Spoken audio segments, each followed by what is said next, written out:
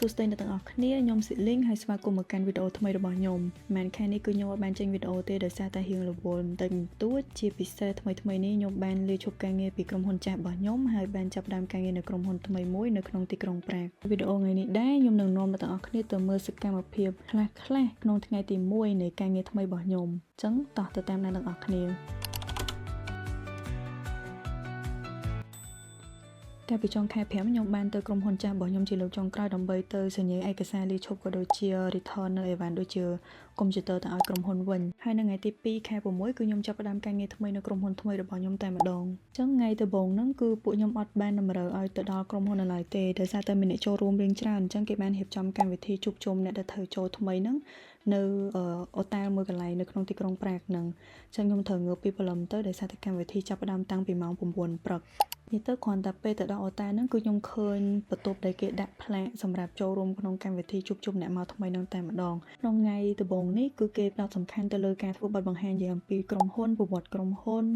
ក៏ដូចជាការណែនាំអំពីផលិតផលនិងសកម្មភាពមួយចំនួនធំរបស់ក្រុមហ៊ុនរៀងរាល់ប្រហែល1ម៉ោងម្ដងគឺគេទុកពេលឲ្យយើងសម្រាប់10ទៅ15នាទីដើម្បីឲ្យយើងញ៉ាំអាហារសម្រន់គេមានរៀបចំដូចជាទឹកកាហ្វេក៏ដូចជានំ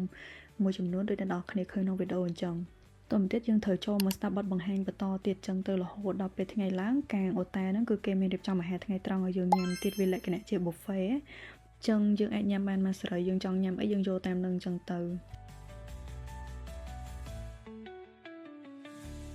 បន្ទាប់ពីញ៉ាំបាយថ្ងៃត្រង់ហើយពួកខ្ញុំត្រូវបន្តមកស្ដាប់បទបង្ហាញទៀតប៉ុន្តែ session ពេលថ្ងៃនេះគឺគេផ្ដោតទៅលើអត្ថប្រយោជន៍ដែលក្រុមហ៊ុនផ្ដល់ឲ្យទៅបុគ្គលិកក៏ដូចជា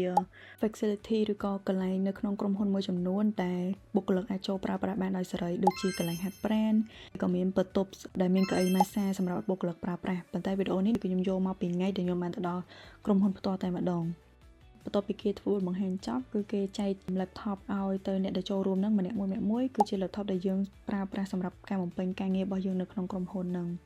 ហើយខ្ញុំក៏ភ្លេចបញ្ជាក់ប្រាប់អ្នកទាំងអស់គ្នាផងដែរថាថ្ងៃដែលចូលរួមនេះគឺពួកខ្ញុំបានទទួលនៅកាដូម្នាក់មួយថង់ពីក្រុមហ៊ុនដែលនៅក្នុងថង់នេះគឺមានផលិតផលផ្សេងគ្នាដែលជាផលិតផលរបស់ក្រុមហ៊ុនផ្ទាល់តែម្ដងប្រហែលជាអ្នកទាំងអស់គ្នាមួយចំនួនធ្លាប់ស្គាល់ផលិតផលទាំងអស់នេះពីមុនមកដែរប៉ុន្តែដែលខ្ញុំចូលចិត្តជាងគេគឺ body lotion ហើយមួយទៀតគឺ hoodie របស់ក្រុមហ៊ុនដែលគេចែកឲ្យអ្នកចូលរួមម្នាក់មួយផ្សេងគ្នាកម្មវិធីថ្ងៃដំបូងនេះគឺខ្ញុំចាប់ខ្ទង់ម៉ោង5កន្លះអញ្ចឹងខ្ញុំក៏ត្រឡប់មកផ្ទះវិញតទៅថ្ងៃបន្ទាប់ទៅគេតម្រូវឲ្យយើងទៅក្រុមហ៊ុនផ្ទាល់តែម្ដងថ្ងៃបន្ទាប់គឺនៅមានសកម្មភាពផ្សេងច្រើនទៀតដូចជាគេបញ្យល់យើងពីក្រុមហ៊ុនបន្ថែមទៀតជាពិសេសគឺគេណែនាំយើងឲ្យស្គាល់ team របស់យើងអ្នកដែលយើងត្រូវធ្វើការជាមួយក៏ដូចជា manager អ្នកគ្រប់គ្រងរបស់យើងហើយគេក៏នាំយើងដើរមើលជុំវិញ office ដើម្បីឲ្យស្គាល់កន្លែងផ្សេងគ្នាមិនថាកន្លែងញ៉ាំអីកន្លែងផ្ញើអីវ៉ាន់ឬក៏កន្លែងហាត់ប្រាណទេបើសិនជាអ្នកនរគ្នាចាប់អារម្មណ៍ចង់ឲ្យខ្ញុំធ្វើវីដេអូបង្ហាញអំពី office របស់ខ្ញុំកុំភ្លេច comment នៅខាងក្រោមវីដេអូនេះទាំងអស់គ្នាបើមាន topic ណាដែលអ្នកទាំងអស់គ្នាចង់ឲ្យខ្ញុំធ្វើវីដេអូក៏កុំភ្លេច comment ប្រាប់ខ្ញុំនៅខាងក្រោមផងដែរចឹងអរគុណហើយជួបគ្នានៅវីដេអូក្រោយៗទៀតបាយបាយ